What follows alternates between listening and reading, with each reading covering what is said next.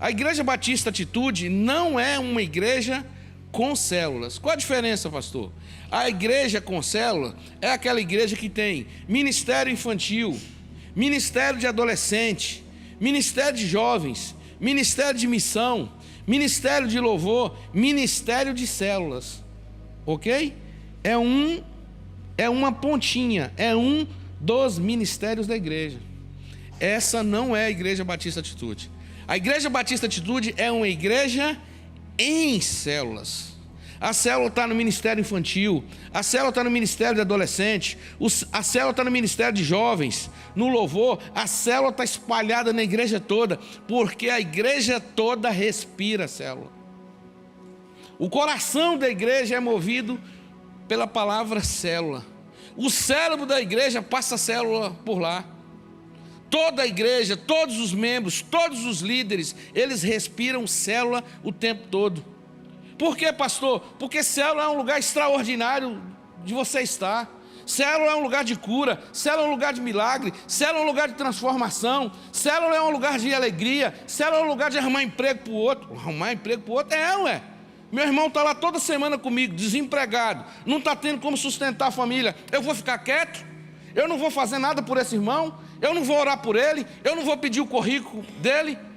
Eu não vou no final da cela reunir todos os irmãos e a gente fazer um clamor para que Deus abra a porta do emprego para ele? Quantos empregos Deus já arrumou aqui, usando um irmão na cela porque o seu irmão estava desempregado? Cela é lugar de você beber refrigerante, um suco. Cela é lugar de você comer caldinho, rodízio de pizza, churrasco, picanha. O povo não está me chamando mais não, acho que é só porque eu mudei para o Rio Nova Iguaçu, agora tá todo mundo nem toca mais no pastor. Irmãos, que lugar é esse? Me fala um lugar melhor que célula. Um lugar de você estabelecer conexões com gente que quer Deus, que quer crescer em Deus. Gente falha, gente despreparada igual a mim, mas gente bem intencionada, que quer caminhar com Jesus, que quer andar no caminho do Senhor, que quer fazer a vontade do Senhor. Por isso que essa igreja é uma igreja em célula, ela respira célula. Nós respiramos célula o tempo todo. Você já pensou que são 320 igrejas batistas atitudes nas casas? Célula é uma igreja, é uma extensão da Igreja Batista Atitude. É uma igrejinha pequena que está no Jardim Alvorada, Cabo Sul, Miguel Couto, Centro Nova Iguaçu, espalhada para tudo quanto é lado. 320 igrejas em que a gente não paga aluguel, que a gente não paga luz, que a gente não paga ar-condicionado, que a gente não paga água, que a gente não paga estacionamento. Isso aqui é um projeto mais fantástico do que esse? É por isso que eu estou dizendo para você, e eu sei que eu estou dizendo para você, que célula é um lugar fantástico de se estar. E se você está aqui na igreja, você que é membro da igreja e que você ainda não frequenta uma célula, você não sabe o que você está perdendo, querido. Na verdade, você ainda não conhece a Igreja Batista Atitude.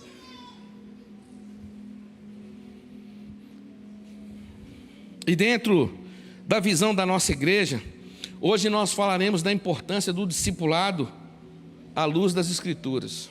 Olha só. Se eu disser aqui,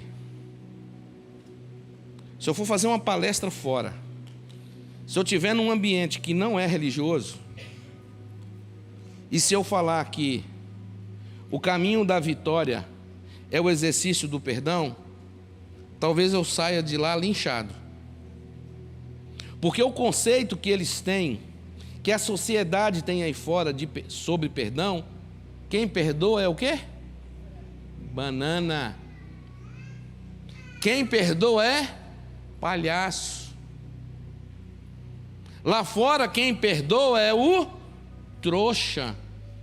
Mas ei, eu não estou aqui nessa noite para falar para você o que a sociedade pensa. Eu estou aqui nessa noite para dizer para você o que Deus pensa. E com relação ao perdão, Jesus disse que aquele que perdoa é nobre, que feliz é aquele que perdoa. Aquele que perdoa não carrega peso, aquele que perdoa não carrega fardo. Aquele que perdoa, esse sim é um verdadeiro vitorioso, que passa uma borracha na sua vida passada e segue, Quem não perdoa carrega aquele trauma para o resto de sua vida. E da mesma forma, quando eu introduzo o assunto discipulado, Satanás já sussurrou no ouvido aqui de muitos aqui que estão em casa me assistindo e que estão aqui dizendo: o quê? Eu? Abrir a minha vida para outro? Tá maluco.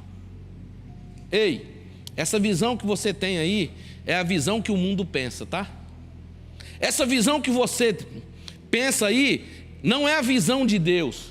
Por isso que nessa noite eu quero trazer para você, segundo as Escrituras Sagradas, qual é o significado, qual é a importância de você ter um discipulado à luz da Bíblia. Vamos ver à luz da Bíblia o que é discipulado?